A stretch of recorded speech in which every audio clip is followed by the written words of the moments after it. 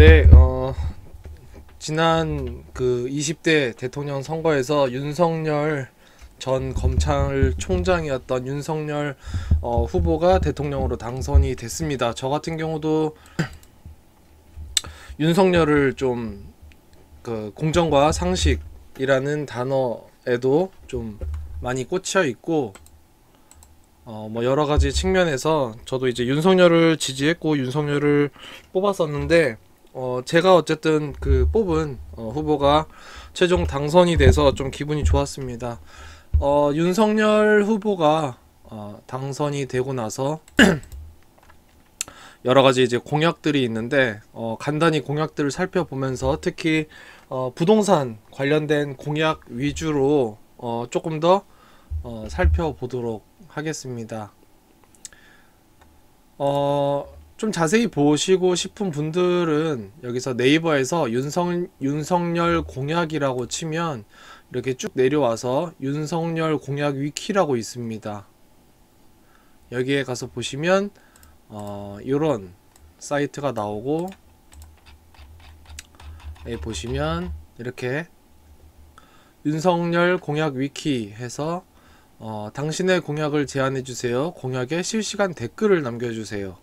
그리고 완성된 공약을 세상에 내보내주세요 해가지고 뭐 이렇게 있습니다. 여기서 요 두 가지 파일이 있는데 오늘 요 정책 공약집을 같이 넘기면서 살펴보려고 하고 있습니다. 그리고 시도 공약집도 있기 때문에 이것도 같이 한번 보시면 좋을 것 같습니다. 뭐 국정운영 계획부터 디지털 경제 비전, 과학기술 혁신 방향, 그리고 중소기업 정책 비전, 그리고 교육 기조 공약, 그리고 뭐 여러가지 이제 섹터별로 이렇게 쭉 있습니다. 육아부터 청소년, 반려동물, 뭐 윤석열이 강아지를 7마리를 키우는 걸로 알려져 있죠. 반려동물, 치안, 일자리, 뭐 여성, 청년, 노인, 장애인, 그리고 기초연금, 스포츠 해서 쭉 이렇게 각 섹션별로 이렇게 있으니까 한번 보시면 좋을 것 같고, 또 맨 밑으로 이제 내리면 뭐 요런 것들이 또 이렇게 있습니다. 여러분 좀 보시면 좋을 것 같습니다. 네, 이제 아까 말씀드렸다시피 여기 정책 공약집을 열어 보겠습니다. 정책 공약집을 보면 상당히 두껍게 총 페이지 수가 174페이지에 달하는 큰 두꺼운 책입니다. PDF로 해서 이제 모바일에서도 보시면 되고, 공정과 상식으로 만들어가는 새로운 대한민국 해가지고 넘기도록 하겠습니다. 크게 섹션은 이제 코로나 극복, 회복, 그리고 경제, 성장, 복지, 선순환, 그리고 공정과 상식 해서 쭉 이렇게 나와 있습니다. 한번 살짝 읽어보시기 바랍니다. 이제 작은 섹션으로 넘어가면 소상공인 자영업자 살리기, 그리고 코로나 대응, 그리고 일자리, 규제, 금융선진화, 그리고 기업 관련된 것, 그 다음에 경제 활성화, 이제 산업 관련된 것. 여기서 보시면 이제 반도체 초강대국 달성, 요소수 관련된 것, 글로벌 공급망 점검, 모태펀드 규모를 대폭 확대하는 것, 그 다음에 해운이나 이제 조선업 관련된 거, 그 다음에 이제 국내로 이제 회귀하는, 해외로 진출했다가 국내로 복귀하는 기업의 세액 감면 요건을 완화하겠다. 요것도 좀 중요한 게, 기존의 문재인 정부 같은 경우는 이제 국내로 기업들이 국내로 복귀를 해줘야 여러 가지 측면에서 일자리도 늘고 산업 경쟁력이 또 생긴다 해서 특히 트럼프 정부부터 뭐 미국에서도 이제 바이든에서도 그렇고 이제 복귀를 하면 이제 어느 정부나 어드밴티지를 주게 돼 있는데, 문재인 정부 때는 그게 굉장히 미미하다 보니까 오히려 복귀를 했다가 약속했던 어떤 세액 감면이라든지 공제 부분에 적용을 받지 못하게 되면서 소위 말해서 뒤통수 맞았다라고 하는 뭐 그런 뉴스들도, 또 인터뷰들도 많이 나왔었습니다. 그 다음에 이제 디지털 통상 전략 강화를 통해 통상 환경 변화에 적극 대응, 그리고 이제 복지, 주거 복지, 그다음에 이제 공정사회, 여기에 공정사회에는 이제 대입제도부터 노동권 보호, 뭐 그 일하면서 공부할 수 있는 미래형 로스쿨 도입, 그다음에 뭐 회계부정 방지, 공정거래 관련 법 집행 체계 개선, 뭐 장애 예술인의 공정한 활동 기회 보장 등이 있고, 가장 지금 국민들이 많이 또 궁금해하는 부동산 정상화 방향이 이쪽 공정과 상식 분야에 있습니다. 대한민국 정상화에 있습니다. 그동안 이제 전 정부에서 굉장히 쑥대밭을 만들어 놓은 부분에 대해서 원상 회복을 시키겠다라는 그 섹션입니다. 여기에서 113페이지니까 한번 보시면 좋을 것 같습니다. 넘어가도록 하겠습니다. 미디어 개혁, 그 다음에 노동 개혁, 그 다음에 연금 개혁, 그 다음에 어린이 관련된 거, 그 다음에 청소년, 청년, 그 다음에 이제 육아 관련된 것, 그 다음에 이제 어르신, 그 다음에 장애인 관련된 복지와 정책에 대한 내용이 있습니다. 그 다음에 다문화 가족, 양성평등, 그 다음에 반려동물, 그 다음에 외교, 그 다음에 이제 창의적인 이제 스타트업부터 AI, 뭐 미래 인재 양성, 뭐 중소기업 맞춤형 직업훈련 지원, 뭐 이런 여러 가지 것들이 나와 있습니다. 그 다음에 이제 주식을 하시는 분은 좀 아시겠지만, 이제 원전은 그동안 이제 문정부에서 추진했던 탈원전 정책을 폐기하고 신재생 에너지와 원자력을 조화시켜서 탄소 중립을 추진하겠다. 일단은 원자력 발전소가 없어지면 전기 생산 공급에도 차질이 생기고, 그것은 수요와 공급 이론에 맞춰서 결국은 전기세 폭탄을 만들거나 한전이 또 계속 적자를 하거나 이렇게 이어지는데, 결국은 이제 탈원전 정책을 폐기하고 원전을 다시 하려고 하고 있습니다. 주식하시는 분들 알겠지만, 저 같은 경우도 이제 원전 관련 또 주식을 굉장히 관심 있게 지켜보고 있습니다.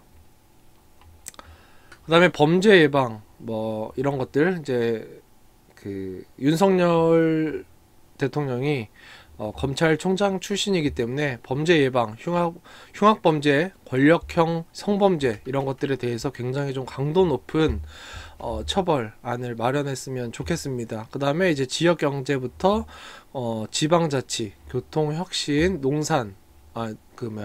농어촌, 그 다음에 뭐 디지털 플랫폼 정부, 그 다음에 사법개혁이 또 마지막에 이제 대미를 장식하고 있습니다.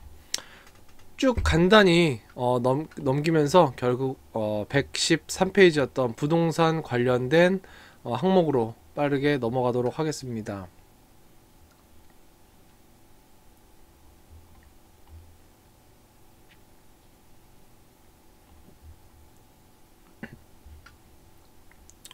출산 후 1년간 부모 급여 월 100만원 지급, 그리고 육아휴직 부부 합산 총 2년에서 3년으로 늘리고 배우자 출산 휴가를 10일에서 20일을 확대한다는 건 굉장히 좋은 정책인 것 같습니다. 근데 이제 문제는 이제 아무리 저렇게 정책을 펴도 또 끝까지 안 지키거나 한직으로 몰아버리거나 결국은 퇴사를 종용하는 기업들이 생각보다 분명히 많을 겁니다. 이 부분들 정부가 좀 많이 육아와 출산을 좀 장려를 했으면 좋을 것 같습니다. 그 다음에 이제 어르신 관련해서도 기초연금 월 10만원 인상, 그 다음에 65세 이상 대상포진 백신 무료 접종, 상당히 별거 아닌 것 같은데 대상포진 백신도 굉장히 비쌉니다. 이런 식으로 노인 요양시설에 뭐 미세먼지 바이러스 제거 정화기 설치, 뭐 이런 것들, 70세 이상 어르신 장수사진 1회 무료 촬영, 좀 이런 것들 어떻게 보면 별로 뭐 삶에 큰 도움이 안 된다라고 생각할지 모르지만, 이런 사사로운 것부터 좀 여러 가지 주거 복지를 강화를 했으면 좋겠습니다. 장애인 관련해서는 또 특별히 눈에 띄는 거는 뭐 장애인 이동 교통권 보장, 편의시설 확대 등이 있습니다. 길거리에 다니다 보면 장애인 콜택시가 보이는데, 사실 제가 알기로 장애인 콜택시가 굉장히, 특히 서울에, 그래도 그나마 서울에 좀 많은 편의로 알고 있는데, 생각보다 장애인이 실제로 이용하기에 굉장히 부족하다라고 알고 있습니다. 굉장히 많이 부족하다라고 알고 있습니다. 그래서 일반적으로 이제 보통 사람들 같은 경우에는 뭐 카카오 택시나 이런 것들을 잡았을 때 뭐 10분, 20분 뭐 이내에 잡힌다 하면, 장애인 콜택시는 뭐 제가 알기로 기본이 1시간 이상으로 들었습니다. 이런 것도 관련해서 좀 많은 그 예산을 편성해서 택시 수를 좀 늘리고, 좀 이렇게 좀 이동권, 교통권을 좀 보장을 해줬으면 좋겠습니다. 그리고 지하철에도 장애인들이 좀 편하게 움직일 수 있게끔 뭐 이런 시설들을 좀 설치를 많이 했으면 좋겠습니다.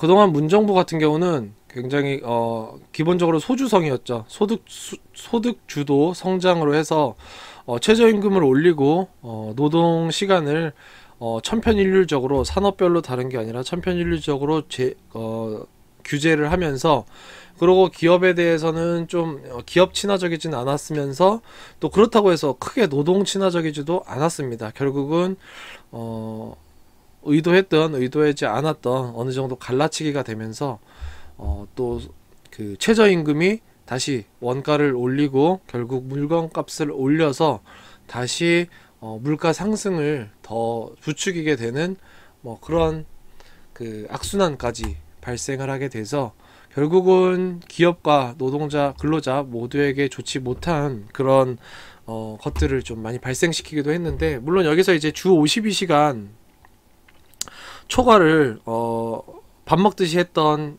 근로자들 같은 경우에 최대 주 52시간이 되면서 이득을 본 근로자들도 일부 있겠지만,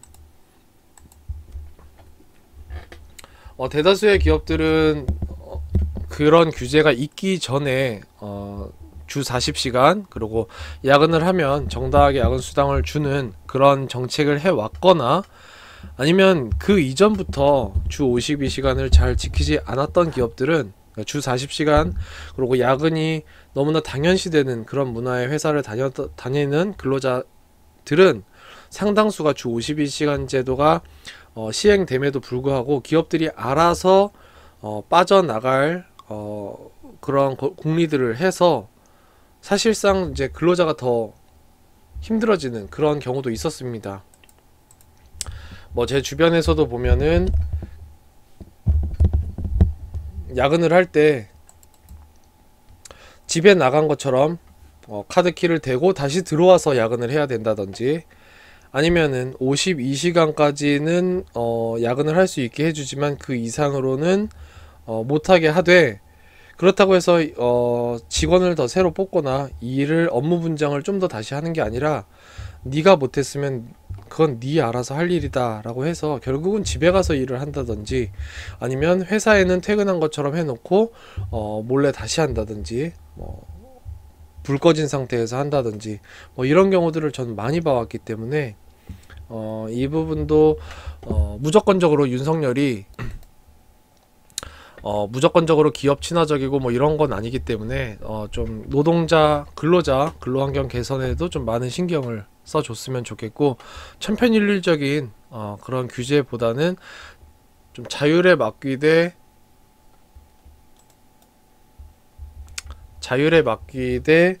어느 정도 근로자의 휴식 보장권과 인권을 좀 권리를 존중받을 수 있는 그런,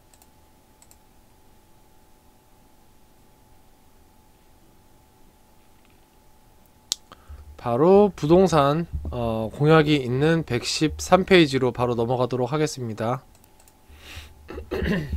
부동산 정상화입니다. 수요에 부응하는 충분한 주택 공급, 재개발, 재건축, 리모델링 활성화, 1기 신도시 재정비,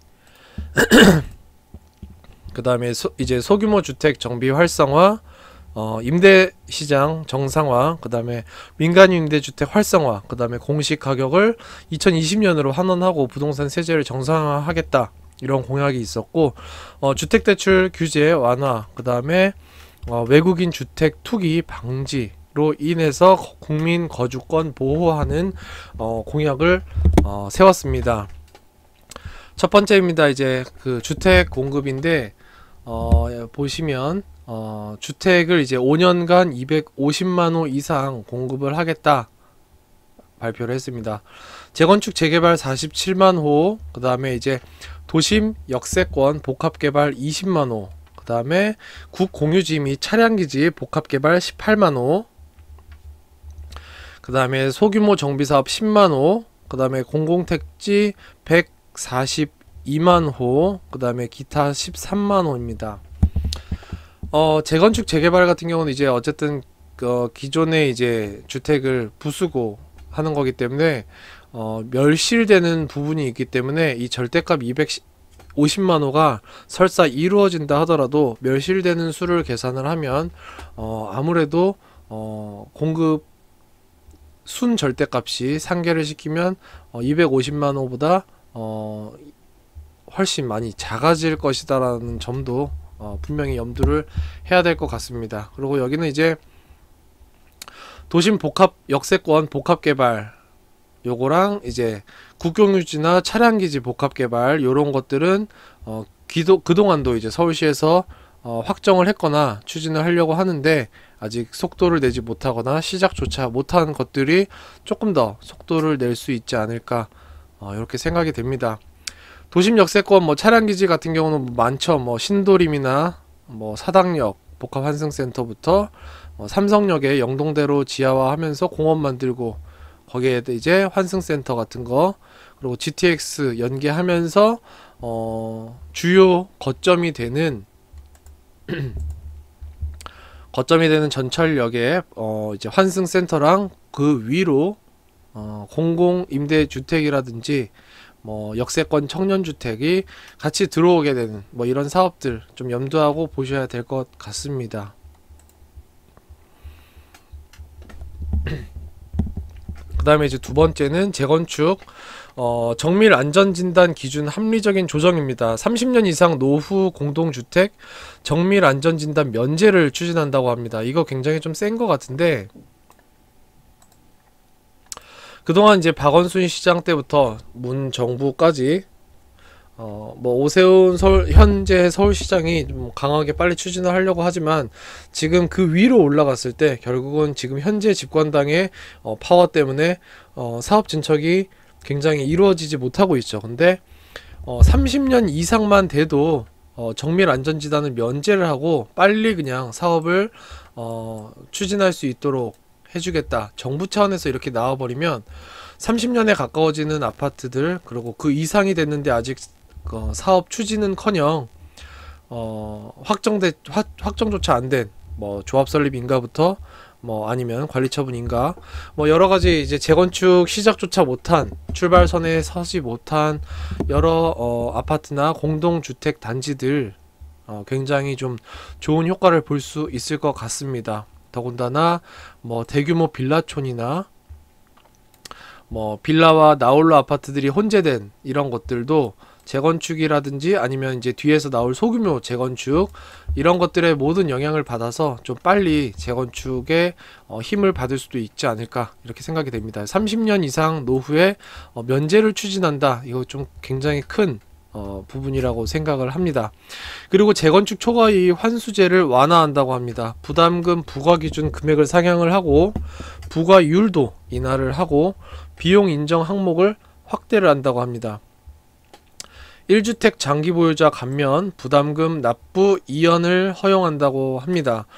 이 제초안 때문에 1+1으로 집을 받거나 뭐 사업 추진 과정에서 제초안 때문에 좀 이렇게 미적미적 거리는 또 사업장들이 좀 많은 걸로 알고 있는데, 이 재건축 초과이익 환수제가 완화가 되면 아무래도 그런 단지들의 사업성이 올라가면서 추진 속도가 조금 더 나올 수도 있겠다, 이렇게 생각이 됩니다. 그 다음에 이제 분양가 규제 운영 합리화, 토지 비용과 건축비, 가산비 산정을 현실화를 하겠다. 무조건 이제 그 건설 회사도 어쨌든 먹고 살아야 되고 이익을 봐야 직원들 월급 주고 회사가 또 그 돈 벌어서 또 다른 사업하고 올라가는데 그동안 정부는 굉장히 그런 거에 대해서 굉장히 억압을 하려고 했고 규제를 하려고 했고 안 좋은 방향으로 부정적인 시각으로 보게끔 국민들을 좀 호도한 측면이 있는데 그런 부분에 있어서 좀 현실화를 하겠다. 그리고 이주비, 명도 소송비, 정비사업의 특성을 반영을 하겠다. 이것도 굉장히 좀 현실적이고 좋은 공약인 것으로 보입니다.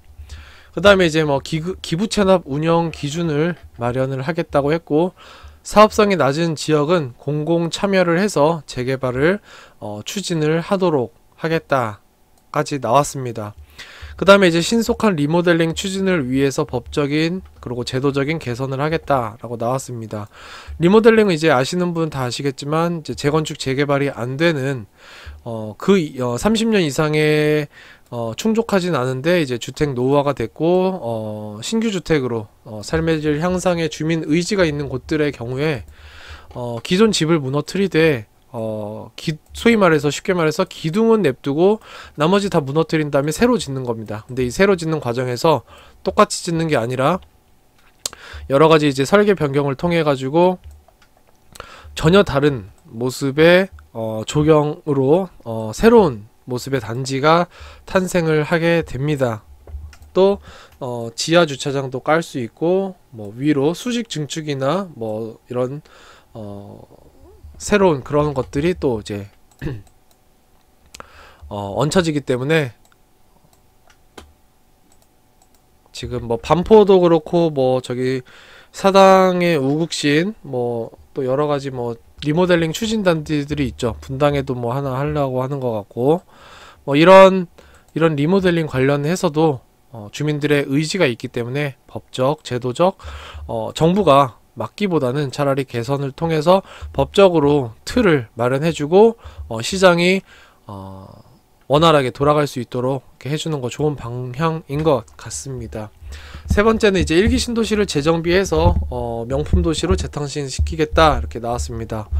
일기 신도시 재정비 사업 촉진을 위한 특별법을 제정한다고 합니다. 아예 일기 신도시를 위해서 아예 특별법을 제정한다고 하니 굉장히 좀 탄력적으로 힘이 좀 붙을 수도 있겠다 싶습니다. 일기 신도시의 양질의 주택 10만호 공급, 그 다음에 3기 신도시 등의 1기 신도시 재정비를 위해서 이주 전용 단지를 마련하겠답니다. 그러니까 1기 신도시가 재건축을 하게 되면, 정비사업을 하게 되면 이 사람들이 멸시를 하고 나가야 되는데 이 주변 그렇게 되면 전세값을 들 수 있게 또 될 수가 있는데 단기적으로. 근데 3기 신도시에 이 이주 전용 단지를 마련을 하면 이 사람들이 여러가지 어드밴티지를 받아서 3기 신도시에 잠깐 가 있다가 들어오게 되면 이쪽에 이제 인프라 발달에도 도움이 되고 또 이쪽의 전세값 자극을 조금 더 완화할 수 있는 그런 정책이 될 수 있어서 이것으로 인해서 또 분당이나 여러 신도시들 특히 3기 신도시, 1기 신도시 좀 많은 또 호재거리로 작용을 할 것 같습니다. 네 번째는 소규모 주택 정비사업 적극 활용하겠다. 구역 내 반경 300에서 400m 이내의 지자체가 주차장을 건설하거나 건설을 지원하는 주차장 부담을 덜어주고 용적률 높이 제한을 완화하고 7에서 10층까지 건축을 허용한다고 합니다. 그 다음에 이제 국공유지, 그 다음에 소하천 복개, 학교, 공원 지하 등을 적극 활용하고 가로주택 정비사업 시행시 지하층 한 층을 추가하는 비용을 지원을 한다고 합니다. 또 그래서 인근 주민에게 주차장으로 제공을 할 수 있도록 사실상 공공의 기여도 공공이 숟가락도 얹을 수 있으면서 민간의 정비사업에도 활성화를 불어짓고 여러가지 측면에서 굉장히 좋은 방향인 것 같습니다. 부동산 임장을 많이 다녀보신 분들은 알겠지만 나홀로 아파트가 혼재돼 많이 있거나 뭐 빌라촌으로 형성되어 있는 경우에는 주차난이 굉장히 심각한데, 여기에 이제 가로주택으로 이렇게 소규모로 몇 개 단지가 묶어서 몇 개의 빌라들이 묶어서 가로주택을 하게 될 때 지하층 한 층을 지원을 받아서 건설을 하게 되면 요 지하에 주차장이 또 생기고, 요 지하 주차장을 인근 주민들한테 뭐 예를 들면 거주자 우선 주차처럼 이렇게 주민들한테 오픈을 하게 되면 이 주변 빌라촌들의 도로에 그냥 막 마구잡이로 돼 있는 주차 차량들을 조금 더 정리할 수 있고, 또 주민들도 좀 편하게 주차장을 또 이용할 수 있기 때문에 이건 굉장히 좋은 방향인 것 같습니다. 그 다음에 이제 도로로 구획된 면적뿐 아니라 인접 토지 일부 포함 허용하고 용적률 확대, 층수 높일 수 있다는 거죠. 그 다음에 매입 협의 절차를 신속하게 지원을 하겠다.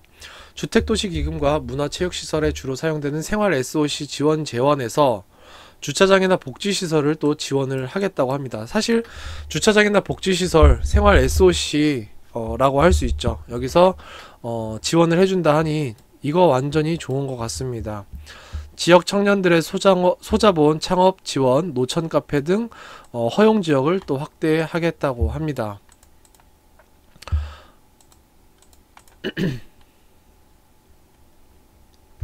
그 다음에 이제 5번째는 임대차법 전면 재검토한다고 합니다.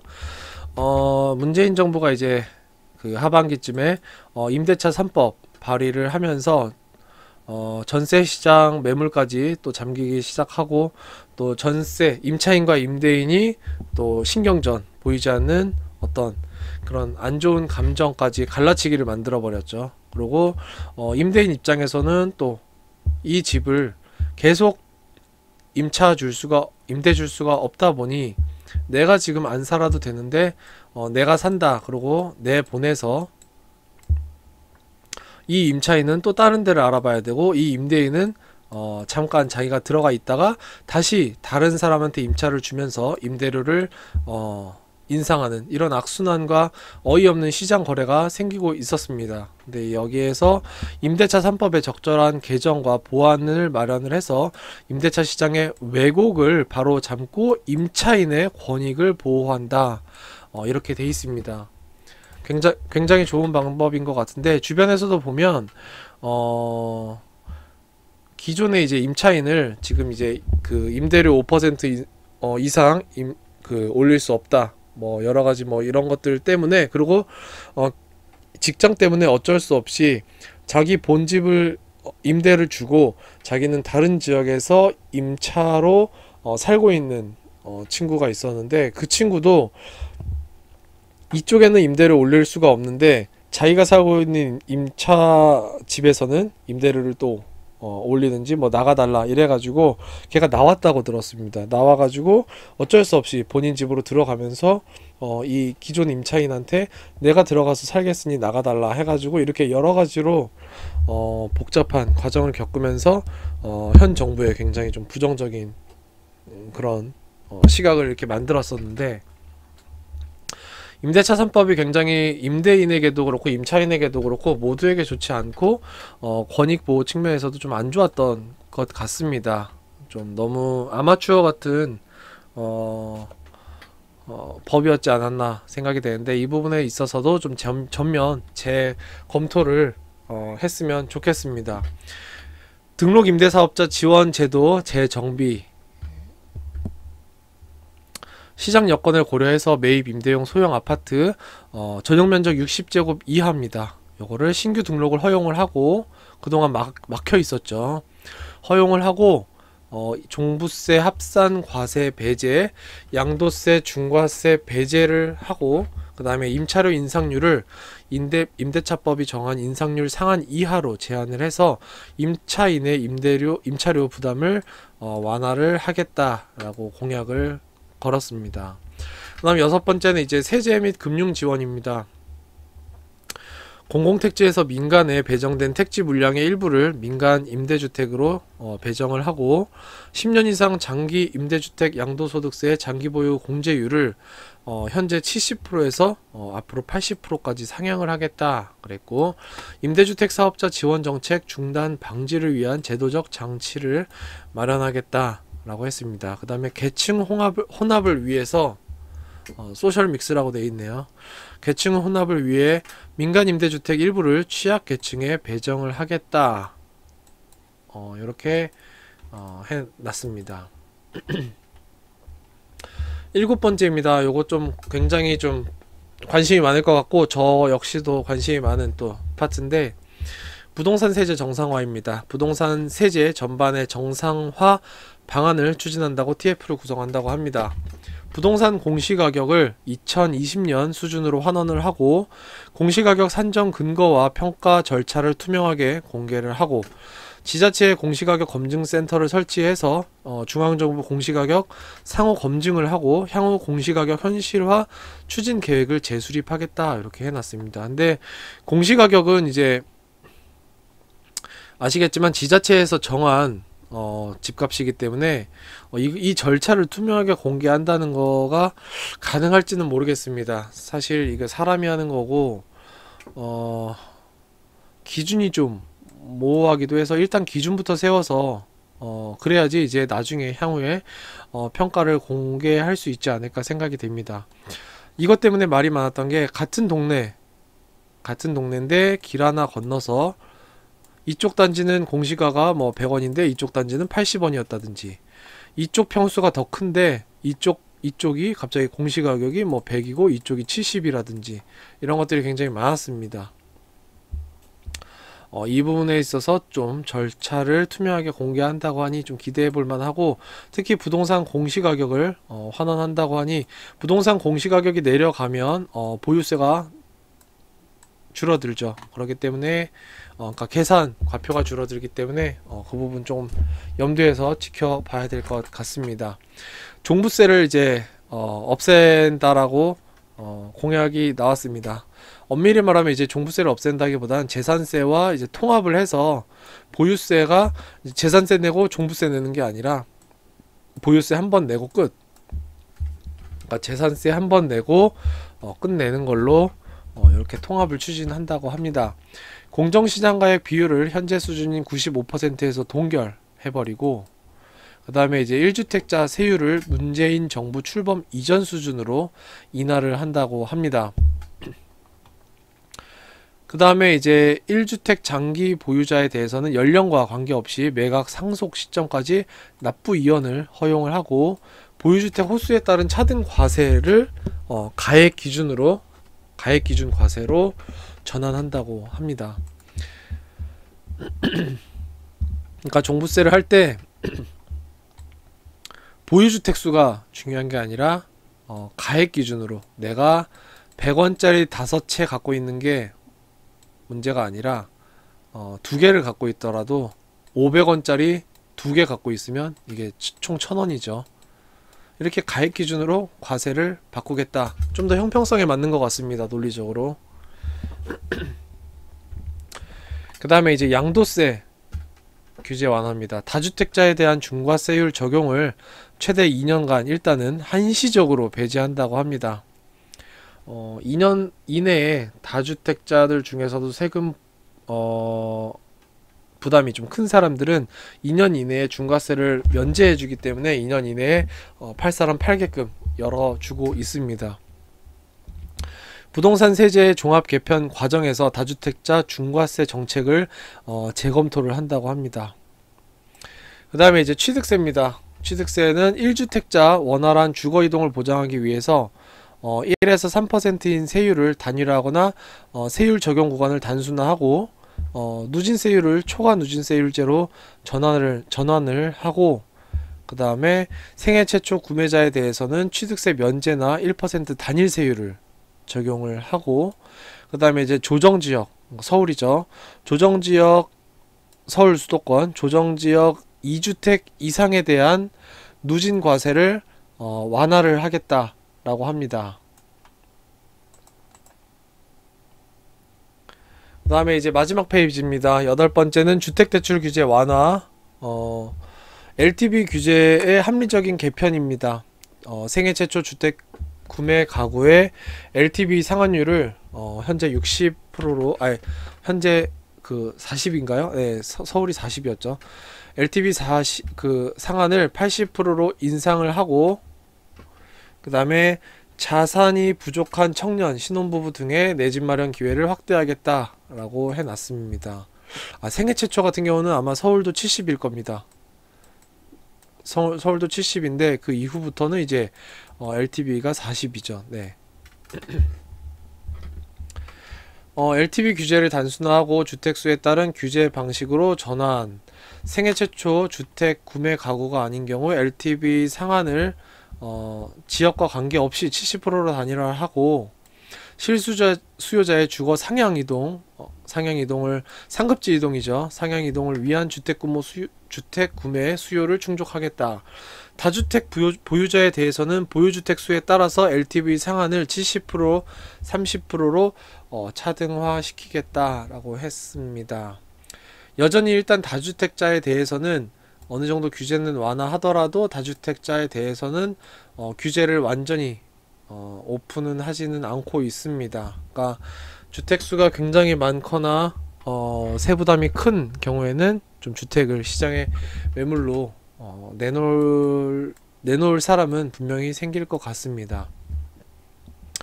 신혼부부 또는 생애 최초 주택 구매자 내 집 마련 금융 지원을 강화한다고 합니다. 신혼부부 4억 한도에서 3년간 저리 금융 지원. 근데 4억 한도라 가지고 사실 또 신혼부부 입장에서 지금 같은 그 부동산 가격이 워낙 많이 올라가지고 사실 4억 한도에서 대출이 나오는 걸로는 크게 도움이 안 될 수도 있을 것 같습니다. 더더군다나 또 일부에서는 아파트 아니면 안 갈라는 또 이런 젊은 세대들도 있기 때문에 빌라 사서 돈 버는 사람도 분명히 많은데 아파트 아니면 안 가, 편리성을 많이 따지다 보니까 아파트를 많이 찾는 그런 수요가 또 아무래도 좀 더 훨씬 많은데 4억 빌려가지고는 좀 택도 없을 수도 있을 것 같습니다. 특히 서울 주요 요충지 같은 경우는 웬만해서는 12억 이상, 15억 가까이 내지는 20억까지도 가기 때문에 실질적인 도움이 얼마나 될지는 모르겠습니다. 근데 어쨌든 4억 한도에서 3년간 저리 지원이 있으니 요것도 좀 꼭 공약이 이행이 됐으면 좋겠습니다. 생애 최초 주택 구매자 3억 한도에서 3년간 저리 금융 지원을 한다고 합니다. 그리고 청년이나 신혼부부 전세 대출 및 대출 상환 이자를 지원을 한다고 합니다. 신혼부부 전월세 임차보증금 대출을 보증금의 80% 범위에서 수도권은 3억, 그 외 지역은 2억까지 상향 조정을 하고 저리 자금을 2년간 지원을 한다고 합니다. 4회 연장 최장 10년 이용 가능하다고 합니다. 그 다음에 이제 일정 소득 이하 청년층에 대해서 임차보증금 최대 2억 저리자금으로 2년간 지원, 이것도 4회 연장 최장 10년 이용 가능하다고 합니다. 마지막으로는 이제 문정부가 워낙 친중 정책이라고 해야 되나요? 이런 것들이 좀 많아지면서 그리고 자국민에 대한 대출 규제를 하고 외국인에 대한 규제가 없다시피 하면서 자국민은 정작 주택을 사는데 어려운데 외국인은 너무나 쉽게 주택 시장에 들어와서 여러 채를 보유하고 이익을 보고 나가거나 그런 수익을 보는 이런 것들이 뉴스에 많이 나왔는데, 9번째 마지막 항목으로 외국인의 투기성 주택 거래를 규제하여 국민의 거주권을 보호하겠다 라고 했습니다. 이것도 굉장히 좀 좋은 정책 방향인 것 같습니다. 비거주, 그러니까 국내에 거주하지 않거나 해외에 왔다 갔다 하는 사람들, 이런 외국인이 쉽게 돈 빌려가지고 집 사놓고 월세나 임대 돌리면서 나가는 그런 것들을 좀 막기 위해서 주택거래 허가제를 도입하겠다 이렇게 해놨습니다. 그 다음에 외국인 주택거래 자금 출처 조사를 내국인과 동일하게 적용을 해서 월 탈세 및 무슨 뭐 가상화폐 활용한 환치기를 방지하겠다 이렇게 해놨습니다. 외국인의 투기성 부동산 취득에 적절하게 대응하기 위해서 지역별, 용도별, 그리고 유형별 보유 현황에 대해서 구체적인 조사 및 데이터를 구축하겠다 이렇게 해서 공약을 부동산 정상화 관련 공약을 마무리했습니다. 굉장히 좋은 공약들이 많았기 때문에 좀 기대가 크고 문정부 5년 동안 굉장히 부동산이 쑥대밭이 되면서 사실 저 역시 간접적으로 좀 많이 피해를 보고 있는데 좀 시장, 자본주의 시장이 원활한 운영을 좀 만들어 줬으면 좋겠고 자본주의에서 양극화가 없을 수가 없다라고 생각을 하기 때문에 기존 정부처럼 양극화를 막겠다 하면서 양극화를 더 벌리지 말고 어느 정도 양극화를 인정할 거 인정하면서 잘 사는 사람은 더 잘 살 수 있도록 하고 못 사는 사람은 빨리 올라갈 수 있도록 기회를 사다리를 놔주는 그런 좀 국가로 만들어 줬으면 좋겠습니다. 네, 오늘 이렇게 일단 마무리를 하고 여기 쭉 제가 말을 하면서 간단히 이렇게 돌려보고 있습니다. 큰 제목만 좀 보면서 궁금하신 거 아까 말씀하셨다시피 윤석열 공약 치고 들어가서 공약 위키에 들어가서 PDF 다운받아서 한번 보시기 바라겠습니다. 총 174페이지에 달하는 방대한 자료이기 때문에 핸드폰으로도 다운받아가지고 그냥 출퇴근길에 조금씩 읽어보면 시간 잘 갈 것 같습니다. 네, 오늘 이상으로 마치겠습니다.